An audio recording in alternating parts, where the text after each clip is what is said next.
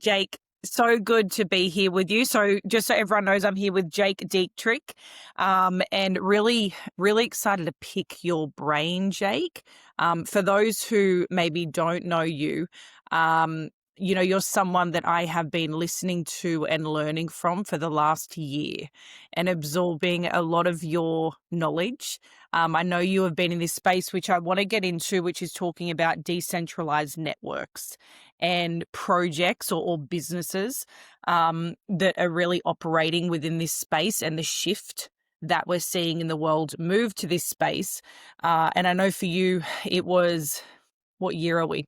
Say 5 years ago, you were part of really building and growing one of, I would say, the most successful decentralized networks at that time. So what I want to do, Jake, I have a heap of questions listed and I am just going to fire them your way because I feel like it's a really, I don't know if there's anything more important right now than for people to understand the shift that we're in. And by the shift, I mean that there is, what would you say? There is something going on in the sense of the technology in the finance world and that shift that is happening. And I feel like for anyone who is really new to the words that we're going to be talking about, which is, decentralization and Web3 and growing communities and, moving from centralized institutions to decentralized networks, that can seem a little bit, I have no idea what you're talking about. But in my opinion, and correct me if I'm wrong, whether it's 5 years or 10 years, that will be as normal as, I opened up my email today and sent an email, and I'm using the technology of the internet and functions like the email. And we do that every single day. But 20 years ago, I would have been like, what is this? Or maybe 30, maybe I'm a bit older than that. So can you explain to the very new person what that shift is? What is happening in the technology and finance world right now? Yeah, so I feel like we've saturated the current systems that we operate in. So if you get into, and we'll talk about later like exactly what Web 2 is, but Web 2 is what we've seen grow from, the .com era up to this point where there are centralized companies that have centralized investors. They funded companies, they produce products and services for all of us to utilize, and we have gotten diminishing benefit from it because those quarterly profits always have to be upticked to those investors. There's a cycle and a breakage inside of that cycle between a producer and a consumer Mm. because it's constantly being leached out to those investors. And then you stack on top of that like our monetary systems, like getting away from hard money and having this fiat currencies that we're all starting to become aware of, like as it's being printed into oblivion and it's going through inflation and it's constantly being squeezed. And those institutions are constantly serving themselves first. So we're the ones that pay the price of it, almost like a hidden tax. As our purchasing power is devalued, the cost of goods and services are constantly going up to meet that, and we're actually just getting less and less in return of that. So it's a little bit of everything kind of divulging into one heading point, and it's becoming very, very bad for humanity. So I feel like Yeah. we've saturated that point of Web 2 interconnecting us, making commerce, making connection amongst each other very fast, Mhm. but now it's been almost corrupted upon. It's self-serving to a select few that own these like corporate giants, and we as humanity and we as the consumers are the ones that are paying the price of all this. We've built all of this on our backs and we're the ones suffering because of it. Yeah, that makes so much sense. I feel like someone listening in will go, that explains why I feel this way, like why I seem like I can't get ahead, why things are more difficult, why I have less ownership of anything. Like, so my brain goes to Web 2, with what you're saying, things like Netflix from an entertainment point of view, things like companies like Facebook or Instagram from that social side, Uber from a transport side, Amazon from consumer, like high level shopping side of things. Would I be right in saying so that's the Web 2 structure? And we as the consumer, we as the everyday people, I mean, we built that in the sense of made it successful, but then the benefits of what they take, which isn't just money, it's data collection, and it's all the stuff that we think we're, we get to use it for free, but we don't. So they get to extract that and benefit. But those of us being society who have built it get left with no benefits. Am I right in explaining that with how Web 2 has grown, with what you mean, like we've saturated it, they've sucked everything out, and there's no benefit for the everyday person in a sense? Right. That's 100% correct. So it's that central ownership. Yep. And you're right. Like every single one of those products and services, whether it's social media, all the way to any commerce out there, Mhm. we shared it with friends, we connected with others. Um, we built all of that, not realizing that we became the product itself. Mm. Can you go through Web 1, Web 2, Web 3 examples, just so that everyone can be super clear on that? Yeah, so Web 1 was like the first iteration of the computers and the internet. So if you think about, maybe a small business back in the 80s getting into larger databases where they would connect their computers together in this office building to where they could actually store data and they could access it from any one of these other devices on that network, but they could only read it. It was only like inputted into a database and it was just a resource type benefit. You get into Web 2, that's when you could not only read the data, but you could write to the data as well. So that's whenever you see like the World Wide Web where web pages came out. You had things like you're talking about, like email. You could chat on social media, anything that you could interact with as a user and start having like a consumer base actually build into that. And then evolving past that to Web 3 is you can read it, you can write to it, but you also own it. So Mm. now instead of having this, you know, corporate tech giant at the top that owns every piece of infrastructure below it, they own the hardware, the server towers, and ultimately they own the consumers. Now you can take all of that process and bust it up to where whoever participates in that actually has true ownership in it. So that brings multi-level aspects to it. So you could own actually the products and services that are being built on top of it. You own the hardware because you're the one that's operating a piece of that server and you're actually rewarded to do so. You have ownership over the network itself because you're participating in that network. You have a say so and voting rights over the governance of where it moves collectively as a community. In I'd love to know, in your opinion, if someone is listening to this or they hear about it and they say, I don't know, like, why would that be adopted? Because, let's call them the big boys, the ones who do have control, they're not going to allow that. Or is it a matter of, no, this is evolution of technology. This is just the next phase we're going into. In your opinion, is it we are going there? This is happening. It's just a matter of when we transition over. And why is that? Because it sounds like there'd be a lot of benefit for, say, big corporation and those who benefit for this not to happen, if that makes sense.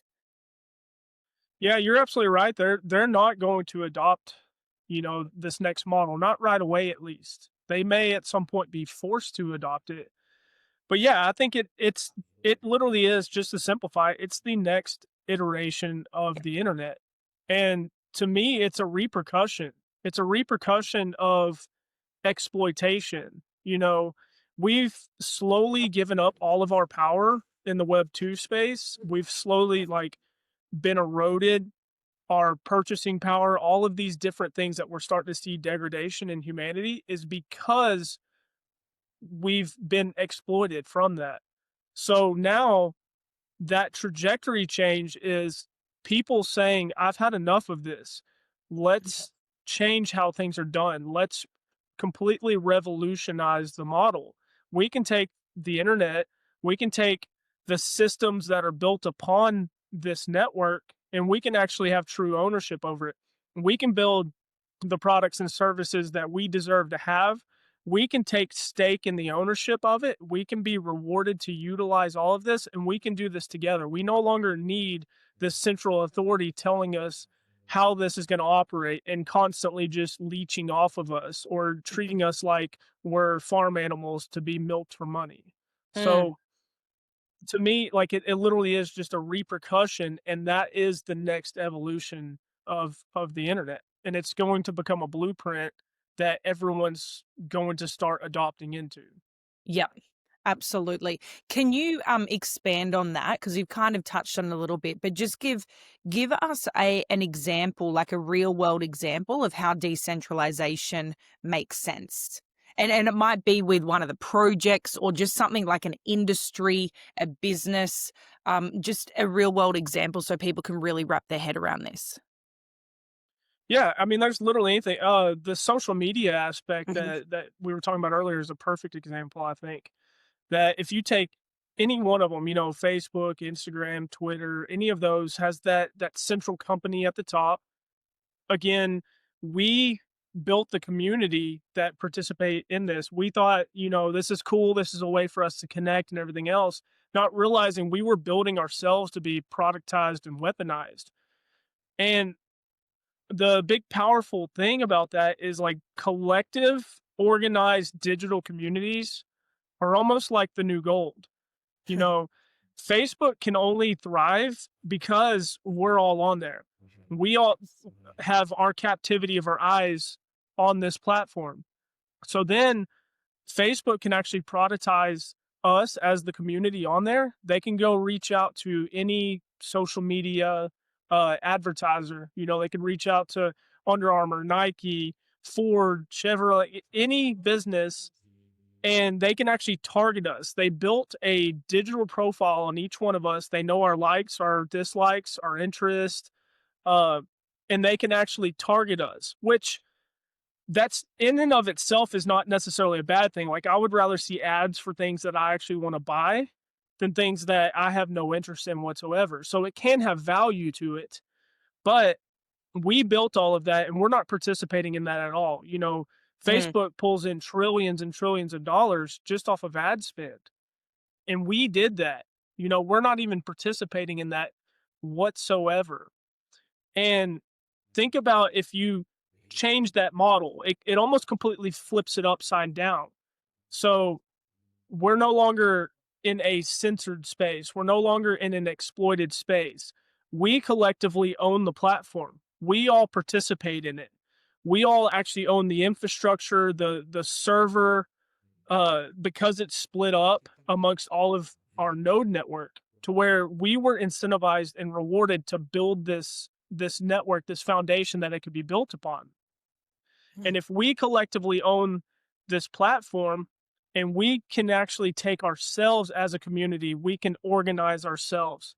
Then we have the say so. We could, if we want to, go out to Nike or Chevrolet and say, "Hey, we have a collection of community members right here. Come market to us.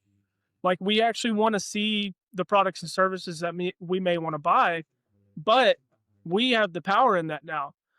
We have the right to say, hey, we don't accept that other currency you were using with that central platform. You're going to have to utilize our currency, our reward mechanism." And so they would actually have to go to the market, purchase those rewards, and actually incentivize those through all of our users for their captivity of their eyes. So Mm. if you're going to advertise to a community, you're going to use that community's decentralized ecosystem. Okay. Loads of gold and clarity in that. because it's so a couple of things there, because I'm just such a visual person. So when you're explaining, really the community that builds the value gets the value returned to them. That's what's happening within this system. And the other thing that I'm hearing you say is, and I kind of just always bring it back to like it's 101 stuff, right? Like whatever we power up through our money, through our time, through where we buy, what we buy, our attention, like we're us, as in the everyday people, whatever we give all of those resources to, we power up. So as this shift happens where people go, hey, that's an extraction model that I'm getting no benefit there. Like, why am I participating in that? That's just draining all my resources, making me work longer, harder, getting me nothing back. Great, we're going to go build decentralized networks. I'm also hearing you saying like a lot of the businesses that we might love and we might use, it's not saying, hey, you're out. It's saying, hey, there's a new playground.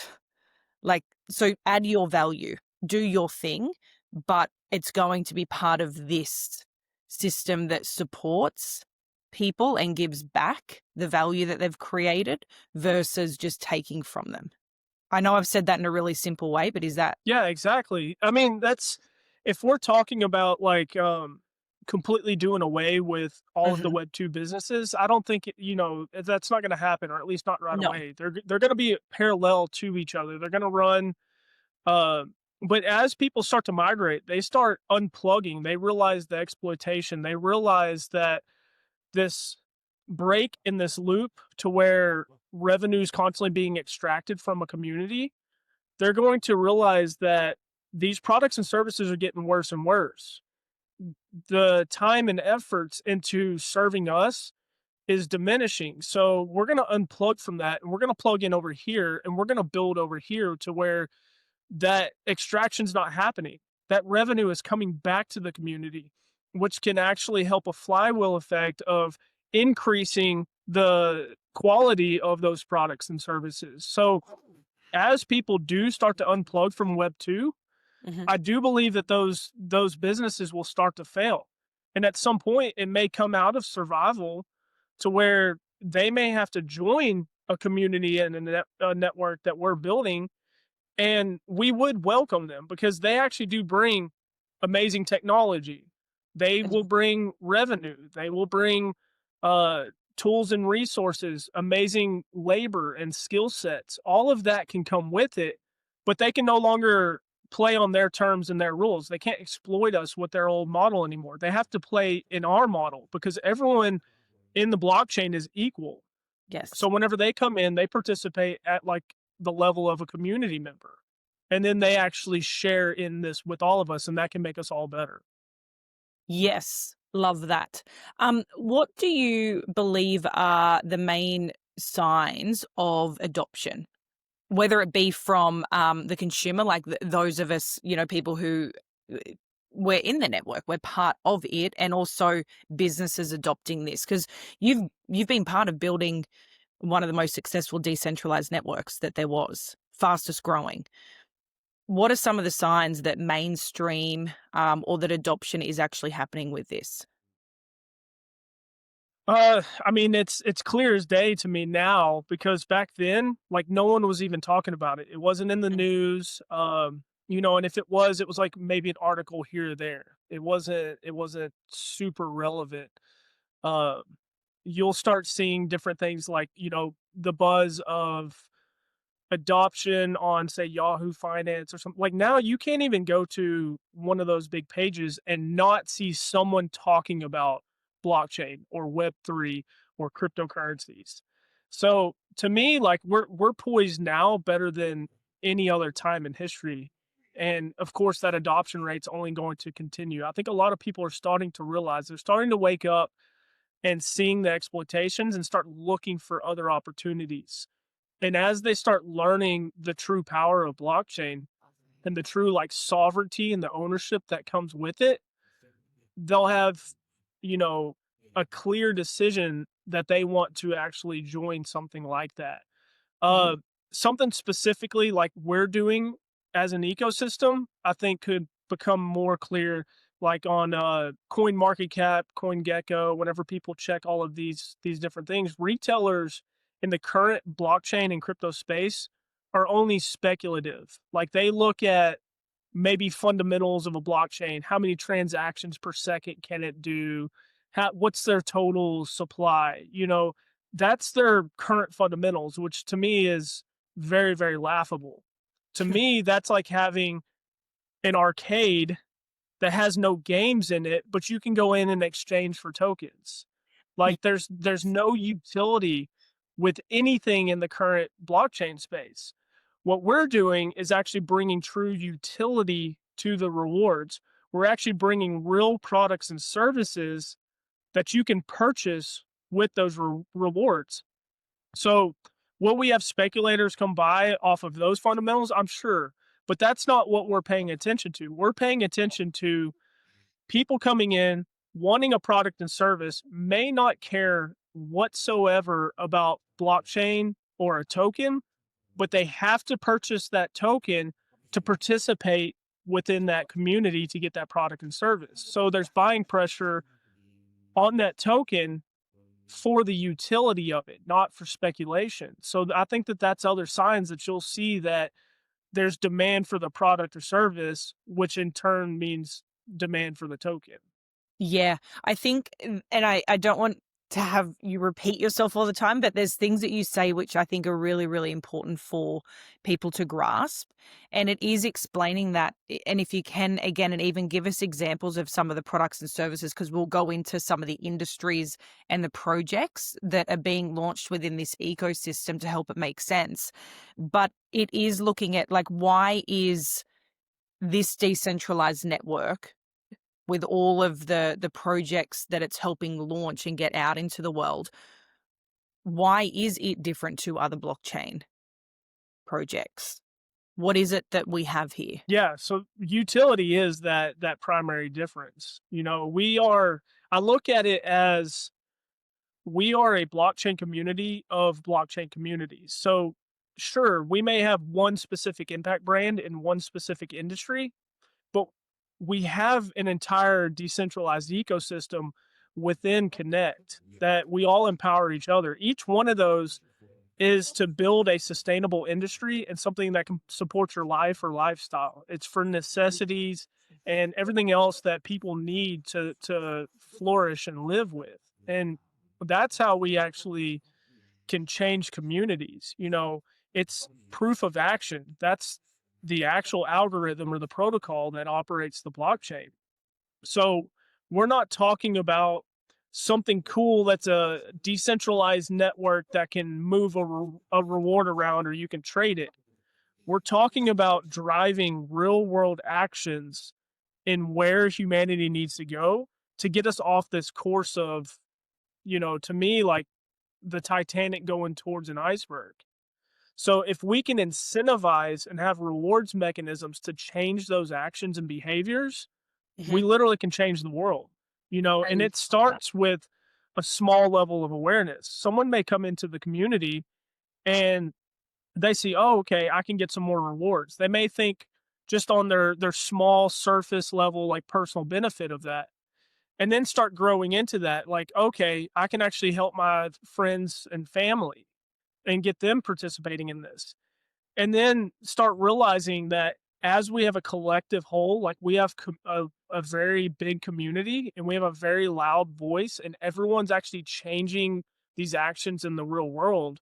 Mhm. Like we literally can change the world for the better. We can correct this path that we've gone, down the wrong road, that we've been exploited, that we accidentally gave our power up, and actually restore it back to like how we're supposed to be. We're supposed to be sovereign individuals. We're supposed to have personal responsibility. We're supposed to love and care about others and help others. And all of these other distractions in the current world have inhibited us. We've forgotten all of that. Mhm. And that's that like highest level of awareness of what this technology can truly do. So whatever uh level of adoption and your perspective that you currently are, just know like that's where the progression can go. So Mm. I think that it can have a collective overall benefit for everyone. Yeah, so beautifully said. Can you break down when we talk about rewards, right? Value returning back to the people building what is valuable, right? Who would have thought? Something so simple. Um, because you've mentioned node ownership and software, and someone who is really new, they're like, what are you even talking about? You've mentioned different ways, like, obviously being a consumer, like the utility. You will use products and services just like we do in the Web 2 world, but it'll just be in the Web 3 world. It mirrors our life. What are the core ways that the everyday person can really benefit and gain the value back within this system? Yeah, so one of the biggest ways, and it's very easy, is to participate in the network itself. So a node, just to put that simply, is it's a point in a network. So if you think about your home network, like your Wi-Fi, your printer, your cell phone, your computer, your iPad, all of those are actually a node on your network, but they're different types of nodes. So on a blockchain, we actually have a public ledger that verifies consensus of transactions, and we all have multiple nodes on this network. So as someone wants to send a reward from one wallet to another, all of those nodes verify that they have consensus amongst each other for pure security and transparency, that transaction can take place. So it's the foundation for the overall network. It's why we understand it to be trustless, which means I don't have to question. There's not a third party or a person that can make a human error or some type of corruption that can go within it. Whenever I do something and have a transaction on the network, I know where it's going.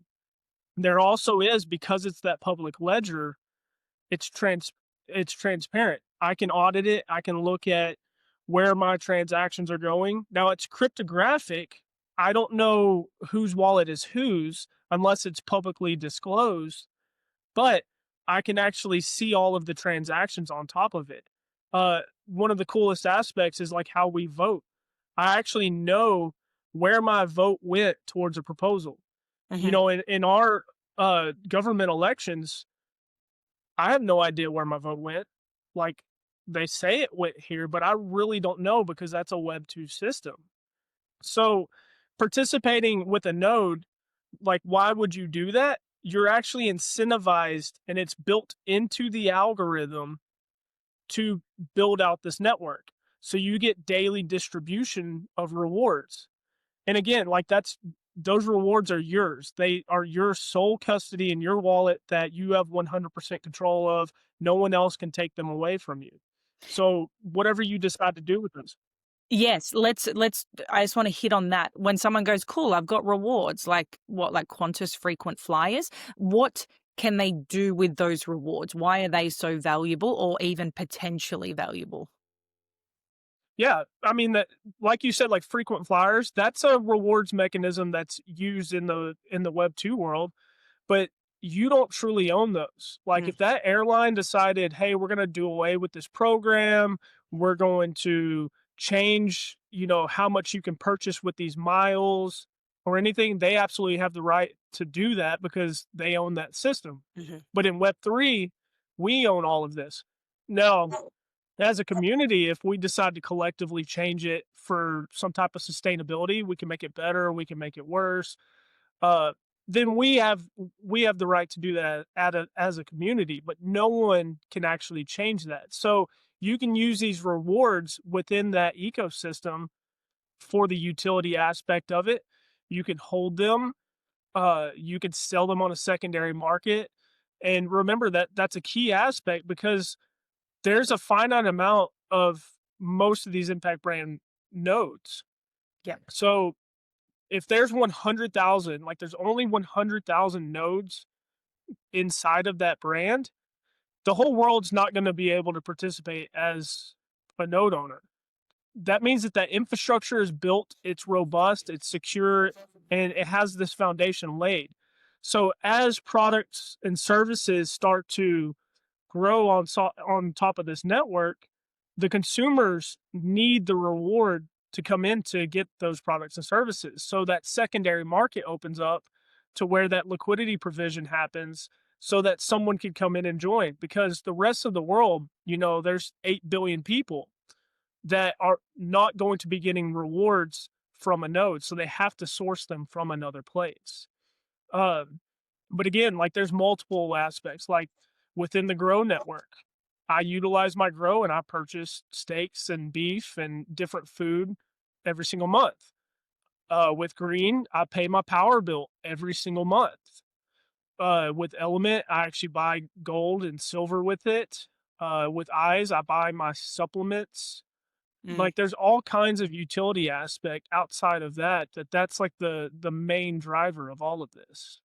Yeah, so awesome. So there's definitely that ownership piece that you're talking about. That's where my brain goes. It's like having ownership in this infrastructure, but that's not a for everyone forever thing. There is only so many nodes within each blockchain project. And so there is that ownership. Then there's the participation. So being a customer, we're customers of everything, but being rewarded from being a customer within this space, and then helping contribute to grow the network, which again, if you bring it back to Web 2 stuff, that's just like any business. No business can exist or be successful without a customer base. So it's kind of like taking the same principles that we already know, but rather than trying to fit into, have this Web3 blockchain space fit into them, it's like, no, we're bringing them over into this whole other playground, which is just, it's, as you said, I think you said it so beautifully. And if people can get this, this is where I don't want to say take our power back. I feel like that is just, it's said a lot, but it's true. It is really, I think so many people can say, I don't know what I can do to change the world. The world feels a bit off. The world feels a bit shitty. It feels a bit controlled. And I think what I want to say to people is that, yeah, it is struggling a little bit, but the solution already exists. Like, that's what I'm so grateful for. It's not that we have to come up with this, it's already been building. Now we just have to participate. Now we just have to put all of our valuable resources, which, like I said, it's our attention, it's our time, it's our money, it's our participation, goes that way. And that's when we get to see a shift. Um, what I'd love to do, I want to talk about just a few core industries and projects to really hammer home utility. So the everyday person, it's like, I get the shift of I'm still using the same thing, same service, same product, like it mirrors my life, but I'm doing it in a better way. Like as simple as that is. So can we start with, I want to start with Win blockchain. And would I say Blockbot as the product, but really we're talking about an AI space. Can we talk about like what's the shift and why is it important for AI, which everyone knows about right now, but why blockchain's the best partner for it? And so what we're doing within our blockchain, which is going to be so much better for humanity versus just letting AI run its course. And look, I heard someone else say this week, it's like, it's not like we're going to take out chat GPT. It's not about that, but it's about providing this other avenue where we can participate with this technology, but AI and blockchain together. So can you give us an example of, let's talk about Win and the product and utility within that space first? Yeah, and I mean, you're right that we're watching the world go down this path of like what I call like degradation. Yeah. And it really becomes scary whenever you talk about AI, because AI magnifies anything. Like if you thought search engine optimization was bad, if you thought, all the ad targeting was bad, what about whenever you have a computer that knows literally everything about you and can process speeds at, tremendous rates. And it actually feeds you what what that central company calls its truth. It can almost rewire humanity in that direction of that centralized agenda. So, like, to me alone, that's scary enough to say we need to do something different about that. Because AI is powerful. It's an amazing tool, amazing resource, but it's a dual-edged sword. If it's used in the wrong way, it can be really scary. If it's used in the right way, so if you talk about decentralized ownership, where it's fed a collective truth, where it's owned by everyone and it doesn't have a central agenda. That's a powerful tool and resource that actually helps us. And then if you get into the rewards aspect of it, that's our community's currency. That's how we purchase these products and services. I'm actually rewarded annually to cover my subscription. So I'm not just, I took what was replacement spending towards a tool that, could eventually and probably will be built down a very bad road, and instead divert that revenue over here through the Wind token and through the Wind blockchain. Now, that also is decentralized as far as, computation servers and everything else, that gives me privacy over my data. It's Mm. not being harvested and collected over here and building a profile. Over here, I own my profile. I own my digital self and my identity. So because it's not being leached and going somewhere else, I can actually access the control over that. I can have it think like me. I can have it operate like me and help me with the mundane tasks in my life. So I don't have to worry with the focus on top of that. And then you mentioned the aspect of like connecting with all of the other blockchains. You know, instead of me having to, you know, take my blood sample, for instance, Mhm. and if I find out I'm like deficient in a certain vitamin, well, now I could actually have my AI analyze that. And I did that through, say, the Galvin blockchain, which I own my private data for my health. And let's say it analyzed something like, oh, you're deficient in iron. You should I see that you eat meat. We should probably get you some red meat to start implementing more into your diet. So it could actually take that data in, process it, go over to Grow and say, okay, you need to purchase this red meat. It's actually transparent. You can see that it had no pesticides sprayed on the food that it ate. It wasn't injected with any type of hormones or antibiotics. So this is going to be a healthy choice for you. It may actually take some of my rewards, liquidate them through the Switch reward card platform, and I can actually okay that and it order and ship it to my address. So Mm. it took all of that may take some time and did all of that for me to actually, better my life and better my health. And it supported a lot of our ecosystem. So like as this interoperability from chain ecosystem to chain ecosystem becomes much easier and much more aware and much more transparent. And then if you think about the Wind blockchain and how it supports all of this, like all of these are products and services and revenue being diverted from the Web 2 world. As it starts coming in, it's actually being diverted through these blockchains.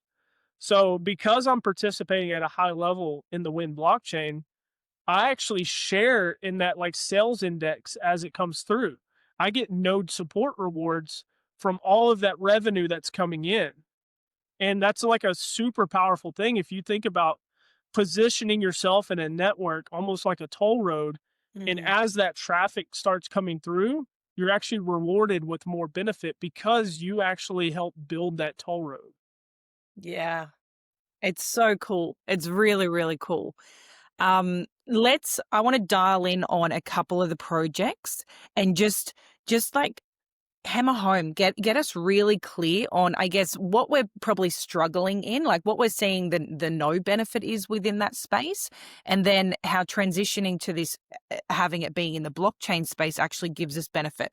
Let's go Grow. I want to stick on that. So Grow is the ag blockchain. So think of food. It's like, who eats food? We all do.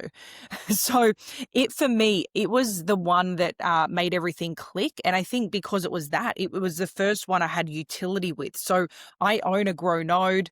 I took those rewards, my grow rewards, and I buy my meat here in Australia because we launched it was about a year ago. We've got the first farmers and everyone on board.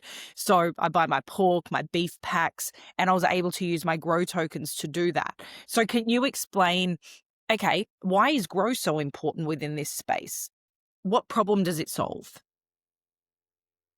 Yeah, and what's crazy to think about, like, blockchains, it solves so many problems. Like, it makes you aware of problems on, like, many different variables. So, to me, like, the number one problem is no one knows where their food's coming from. So, like, Mm. we're eating trash. It's starting to become, more apparent, like, that there are known carcinogenic things in our food and just things that are really bad for us that we had no idea we've been eating. And that's because you don't know where that stuff came from. With blockchain, you can have that transparency. Again, like I talked about buying my steaks. I know if it was grass fed, if it was corn finished, how much of that it ate in its entire life. If there was pesticide sprayed on any of that, again, if it had any type of hormonal injections, antibiotic injections. So I actually get to see the health aspects that go into that food all the way from the life of the animal to my dinner plate. So that's like the key thing to me is that health aspect of it. But if you think about the farmer side, farmers are being squeezed just as bad as the consumer is. They're held over the barrel because of centralized financing. They they're told and controlled because of that. So if they take lending money, that lender or that institution tells them, "Hey, we need to get our investment back. So I want you to pump that thing full of steroids so I can get my money back as soon as possible. And I can't afford to lose my money, so pump it full of antibiotics." And it's just a broken model. What if we can decentralize the finance of that? What if there could be NFTs that the community and the consumers could participate in the adoption and the growth and raising of our cattle or any food for that matter. So now the farmer still gets the funding that they need, but they can actually operate how they want to. And they can operate on what we as consumers deserve to have as our food. And Mm. you can get into all the other aspects of, like, how farmers can be rewarded and they participate in this ecosystem just like we do as a consumer. So we have a very symbiotic relationship amongst both of us, and tons of different products and services coming in. If you're talking about carbon offsets and different things that they can actually help us ecologically in on Earth. Yeah, I love that. Okay, let's talk about Switch. So Switch is the banking arm and project.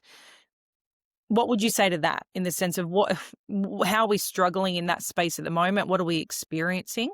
And what's one or two of the core problems it's going to help us solve? Yeah, Switch is cool because it has a foot in both, like as in the Web 2 banking side and the Web 3 crypto side. So I'm sure all of y'all know how hard it is to on ramp into the crypto space.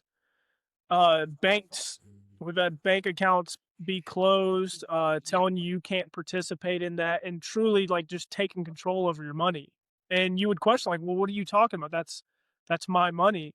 And they have completely centralized this aspect. And there's so many problems in the banking industry. Like if you look at fiat currencies to quantitative easement to inflation.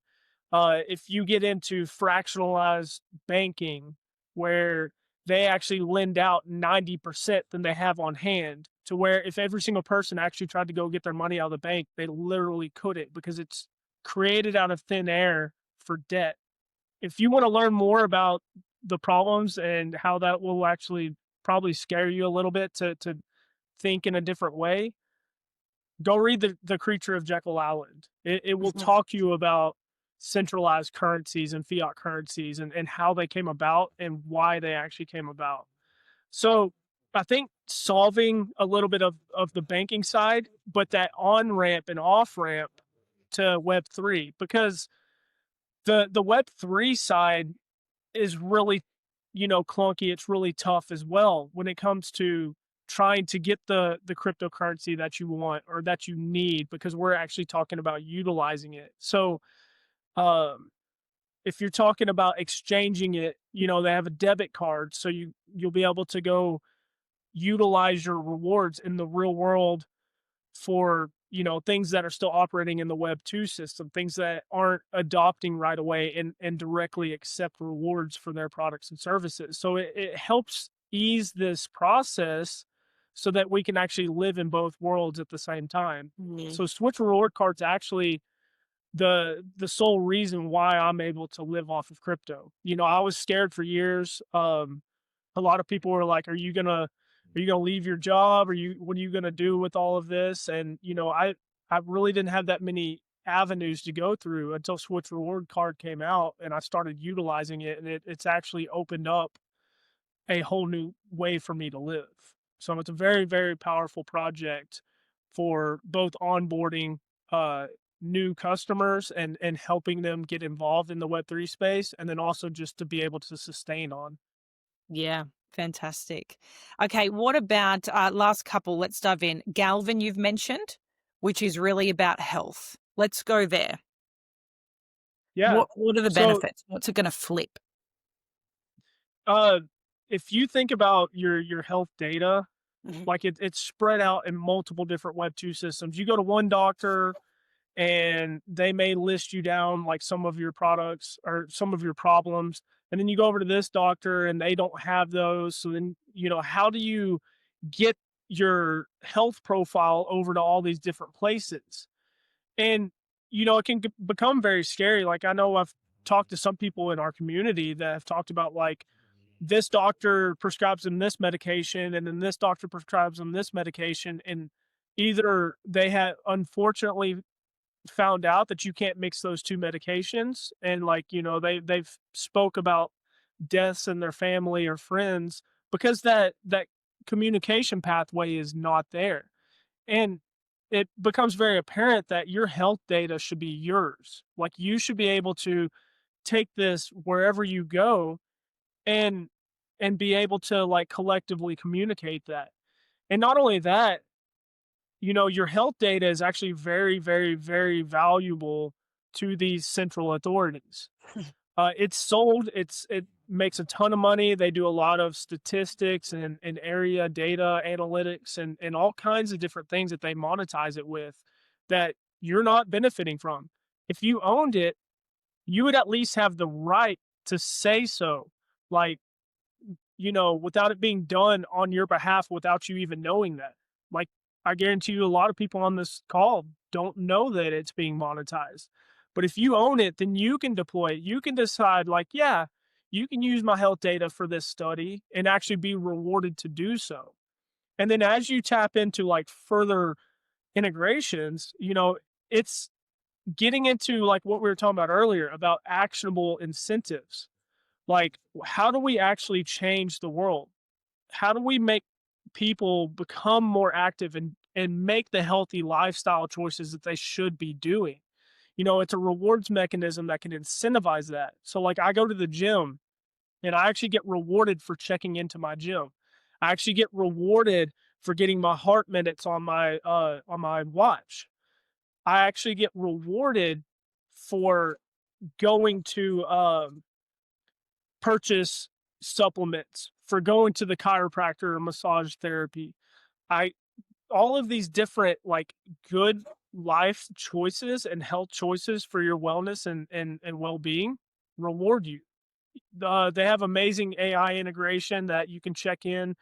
It gives you a really good detailed report. It goes off of, I don't remember how many, like, ridiculous amount, like 50,000 voice markers that let you know where your energy levels are, if you're depressed or not. And Mm. it's, good data for you to collectively have that who knows what it could be used for. You could Yeah. actually have provable data that you could share with a life insurance company someday that they know you're not lying because you actually have the data that backs it up, that they may give you a discount on a premium because they know you make healthy choices.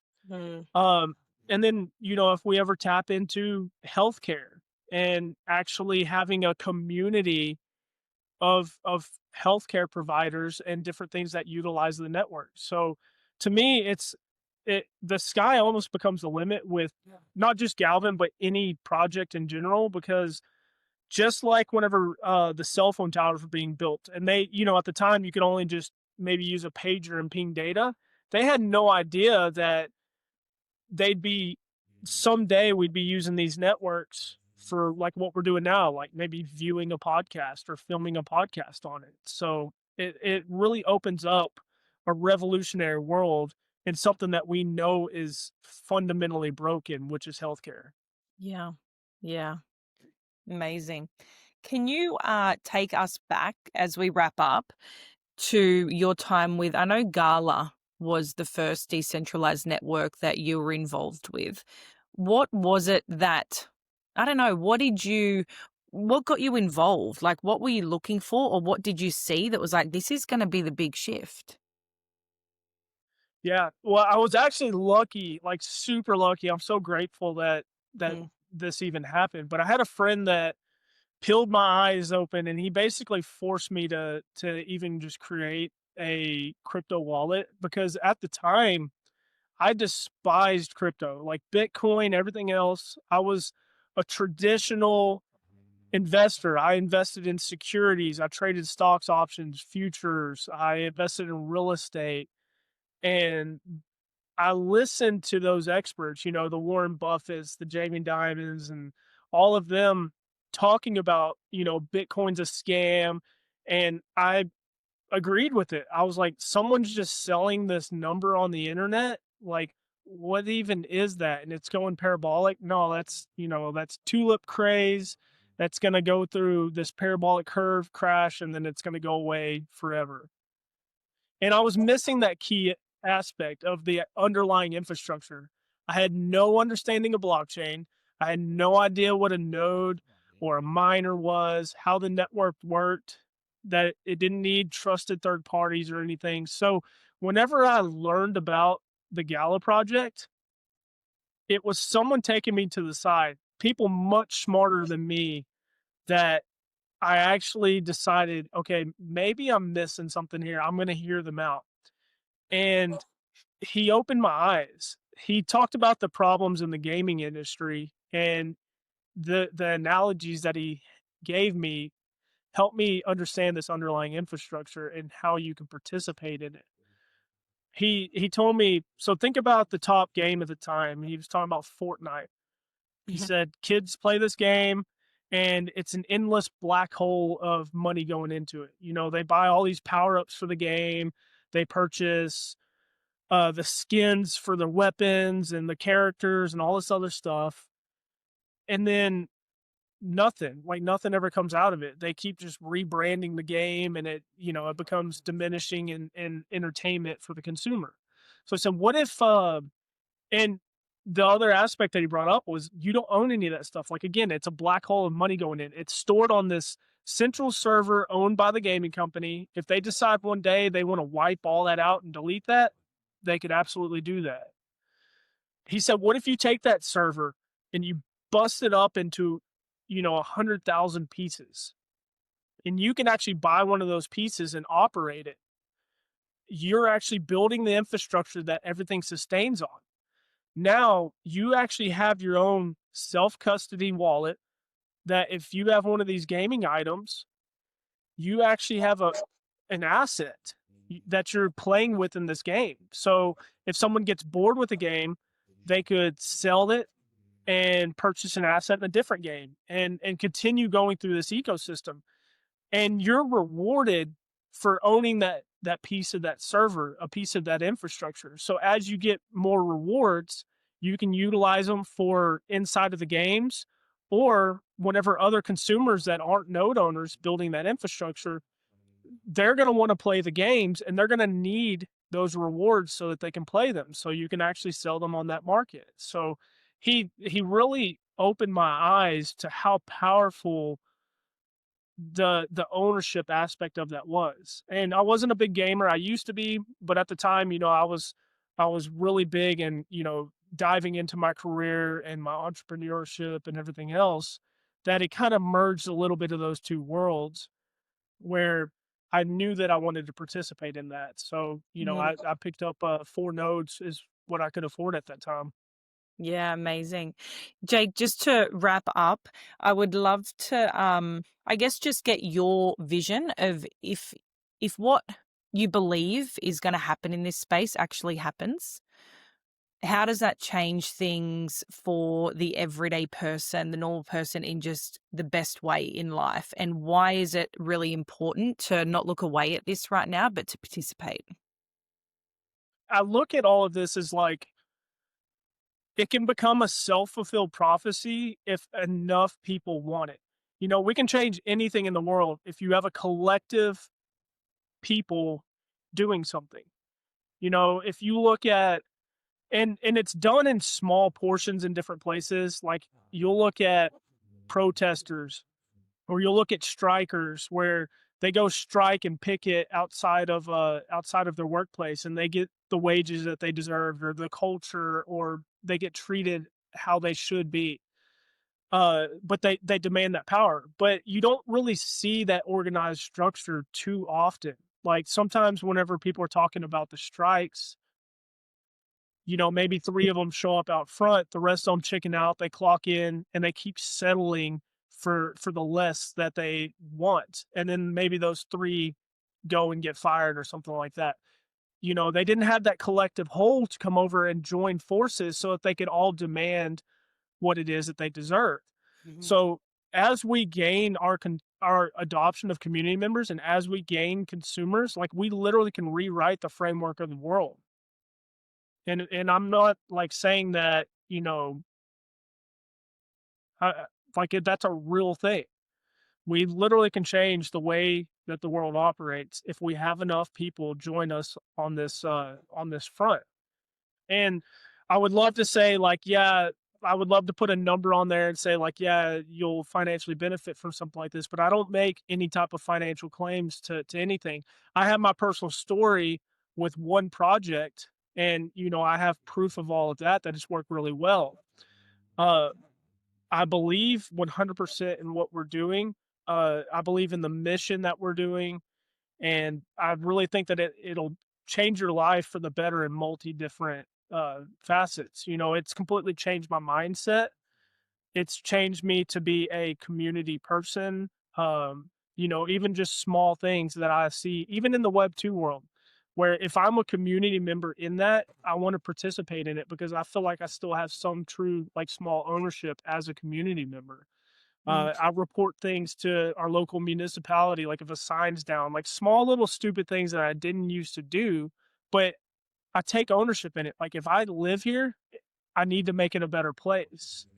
And to me, like that social benefit of all of us starting to take that frame set, that mindset can actually change like how the world operates and make it a much better place. So again, this community and the opportunity for me to build in it has changed my life for the better. It's changed my family's life for the better, and I really hope that everyone else can have that as well. Mm. Jake, just want to say a massive thank you.